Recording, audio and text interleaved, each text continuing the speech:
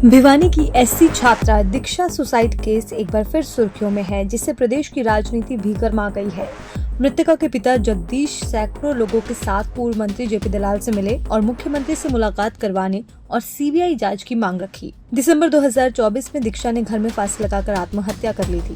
आरोप थे कि कॉलेज फीस न देने के कारण उस पर पेपर न देने का दबाव बनाया गया, जिससे प्रताड़ित होकर उसने एक कदम उठाया। ये कॉलेज लोहारू से कांग्रेस विधायक राजबीर फरटिया से जुड़ा बताया गया। शुरुआती जांच में एसआईटी ने विधायक के साले हनुमान और उनके बेटे राहुल को गिरफ्तार किया था, लेकिन वो जमानत पर छूट गए। बाद में राष्ट्रीय एससी आयोग के आदेश पर दोबारा जांच हुई, जिसमें पेपर की हैंडराइटिंग का मिलान नहीं हुआ। इसके बाद मामला फिर चर्चा में आ गया है और राजनीतिक बयानबाजी तेज हो गई है। जी, आपके ने सुसाइड किया था, उस मामले में 1 साल से ऊपर हो गया है, तो अब क्या इस केस में क्या अपडेट है? और आप आज जेपी दलाल जी से मिले और नेताओं से मिले, क्या आश्वासन मिल रहा है?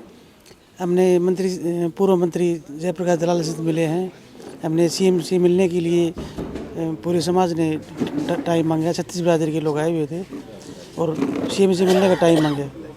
बहुत जल्दी सीएम से मिलूंगा न्याय के लिए। और किस नेता से, अधिकारी से भी मिले, क्या आश्वासन मिला वहाँ पर? मिला हूँ, पूर्व एमएलए धर्मपाल ओबरा से मिला हूँ और पूर्व एमएलए सोमवीर सिंह से मिला हूँ और भी समाज के गणमान्य लोगों से मिलकर के विचार विमर्श। तो क्या लगता है, नए सिरे से अब जांच हो रही है, सीएम से मिलेंगे, न्याय की उम्मीद है आपको? सीबीआई की मांग के लिए सीएम साहब से मिल रहे हैं पूरा समाज, 36 बिरादरी के लोग, और न्याय तो लेकर के रहूँगा। ये तो धन और बल के ऊपर केस को दबाना चाहते हैं। क्या लगता है इसके पीछे किसका हाथ होगा? क्यों इतनी देरी हो रही है इसमें? इसमें सीधा सीधा हाथ है। इसमें सत्ता पक्ष के लोगों का भी, कुछ लोगों का भी इसमें हाथ है। जैसे पीछे बोल रही थी किरण चौधरी बोल रही थी कि लोहारू मेरा आंगन है, और उस आंगन के अंदर ही एक बेटियों के साथ ये ऐसे घिनौने कार्य हो रहे हैं, उसका छोटा सा भी बयान या ट्वीट नहीं आया है। तो ये मैं समझूंगा कि उनका सत्ता पक्ष को एमएलए के साथ सत्ता पक्ष का सहयोग है। एमएलए कौन? राजबीर सिंह फरटिया। राजबीर सिंह फरटिया ने आपसे कभी बातचीत की इस मामले में? कभी कोई आश्वासन दिया है? नहीं, मैंने किसी लिए बात करनी, वो मेरी नज़र में तो अपराधी है। मेरा अपराधी से क्यों बात करूँ? उनका कोई फ़ोन आया आपके पास? नहीं आया फ़ोन उनका कोई। तो स्थानीय पुलिस है जो एसआईटी है, वो किस प्रकार से जांच कर रही है, उसके कितने संतुष्ट हैं आप? नहीं, बिल्कुल भी संतुष्ट नहीं हूँ।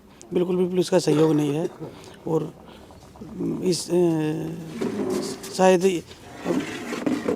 इसी एसआईटी के पास ये केस रहेगा तो शायद ये मामले को दबा सकते हैं, इसलिए सीबीआई की मांग कर रहे हैं। सर, 1 साल पहले दीक्षा नाम की छात्रा ने सुसाइड किया था, उस मामले में आप केस को कह सकते हैं कि नए तरीके से खोला गया, तो उसके परिजन भी आपसे मिले, क्या कहेंगे इस पूरे मामले पर?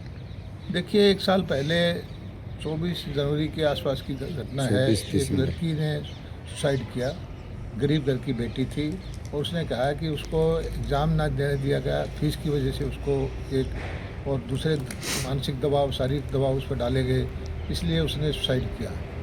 उस वक्त बड़ा हल्ला मचा था और हमारे विधायक हैं, उनका साले करके जेल में चले गए थे। वो बहुत दिनों तक वो जेल में भी रहे थे, उनके ऊपर आरोप लगा था। तब विधायक जी ने कहा था कि ये सब झूठे आरोप हैं और पेपर तो इस लड़की ने दे रखा है और ये पेपर देने का मुद्दा नहीं है। जबकि लड़की के पिताजी कह रहे थे कि मेरी लड़की को पेपर नहीं देने दिया फीस की वजह से। विधायक जी से मेरी लड़की ने बात की थी, मैंने बात की थी। तो अब जो केस चला गया, केस को रफा दफा करवा दिया गया था।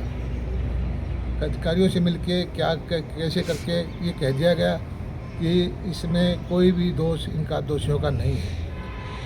लड़की का पिता एससी आयोग के अंदर भारत सरकार में गया और उसने वहाँ पर अपनी दरख्वास्त रखी कि मेरे साथ अन्याय हुआ है, और बाहुबली है हमारा विधायक, उसने अपने प्रभाव से, पैसे के प्रभाव से केस को दबा दिया है।